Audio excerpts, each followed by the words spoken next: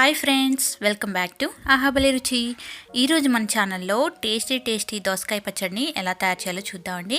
ఈ పచ్చడి చాలా రుచిగా ఉంటుందండి. మనకి ఫంక్షన్లో లేదంటే పెళ్ళిళ్ళలో ఇలాంటి పచ్చళ్ళు పెడతారు క్యాటరింగ్ వాళ్ళ స్టైల్లో. అదే టేస్ట్ తోటి ఇంట్లోనే ఎలా తయారు చేసుకోవాలో చూద్దామండి.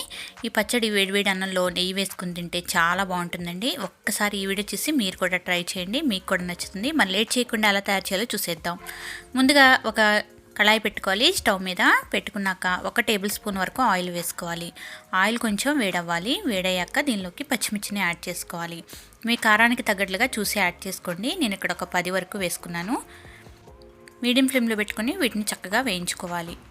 పచ్చిమిర్చి కొంచెం వేగాక దీనిలోకి వంకాయ ముక్కలు వేసుకోవాలి. నేను ఇక్కడ ఒక 5-6 వంకాయలు తీసుకున్నానండి. దాన్ని కూడా వేసుకుని ముక్కలుగా కట్ చేసుకొని వేసుకోవాలి. మూత పెట్టేసుకొని మగ్గించుకోవాలి.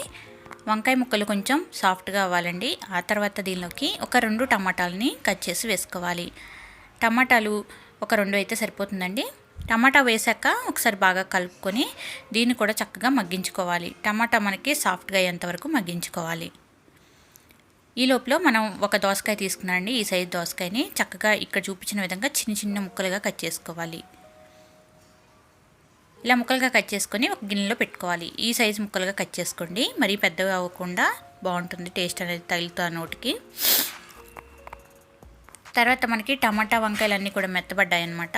స్టవ్ ఆఫ్ చేసుకొని దీనిలోకి కొద్దిగా చింతపండుని యాడ్ చేసుకోవాలి.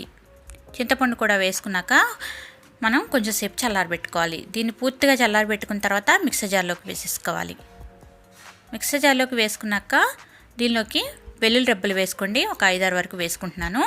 అలాగే కొద్దిగా జీలకర్ర కూడా వేసుకోవాలి. 1 టీ స్పూన్ వరకు జీలకర్ర యాడ్ చేసుకోవాలి. తర్వాత రుచికి సరిపడా ఉప్పుని కూడా యాడ్ చేసుకొని మూత పెట్టేసుకొని చక్కగా మెత్తగా గ్రైండ్ చేసుకోవాలి. ఇక చూపించిన విధంగా గ్రైండ్ చేసుకొని పక్కన పెట్టుకోవాలి. ఇప్పుడు దీన్ని పోపు వేయాలండి.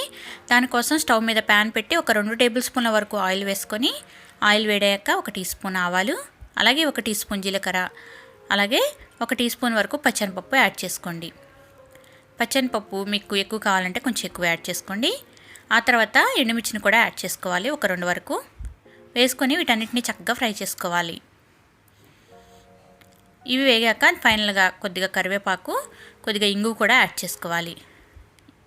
వేసుకున్నాక దీనిలోకి పచ్చడిని యాడ్ చేసుకోవాలి. మనం మిక్సీలో గ్రైండ్ చేసుకున్న పచ్చడిని దీనిలో వేసేసుకోవాలి. వేసుకొని ఒకసారి బాగా కలుపుకోవాలి.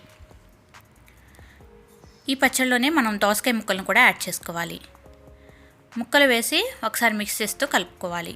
ఫైనల్గా ఇందులోకి తరిగిన కొంచెం కొత్తిమీర యాడ్ చేసుకోండి. అలాగే ఒక 1/2 టీ స్పూన్ వరకు పసుపుని యాడ్ చేసుకోవాలి. మీరు కావాలంటే పసుపుని ముందే పోపులో యాడ్ చేసుకోండి. వేసుకొని ఒక 2-3 నిమిషాల పాటు కలుపుతూ లో ఫ్లేమ్లో కుక్ చేయాలి. ఈ పచ్చడి మనకి కొంచెం వేడిపడితే సరిపోతుందండి. వేడిపడ్డాక స్టవ్ ఆఫ్ చేసేసుకోవాలి. చాలా టేస్టీగా ఉంటుందండి వేడివేడి అన్నంలోకి. తప్పకుండా ట్రై చేయండి. మీకు కనుక ఈ రెసిపీ నచ్చినట్లయితే లైక్ చేయండి, షేర్ చేయండి, కామెంట్ చేయండి. మరిన్ని వెరైటీ అండ్ టేస్టీ రెసిపీస్ కోసం మన ఛానల్ని వెంటనే సబ్స్క్రైబ్ చేసుకొని పక్కనే ఉన్న బెల్ ఐకాన్ని క్లిక్ చేయండి. Thank you for watching.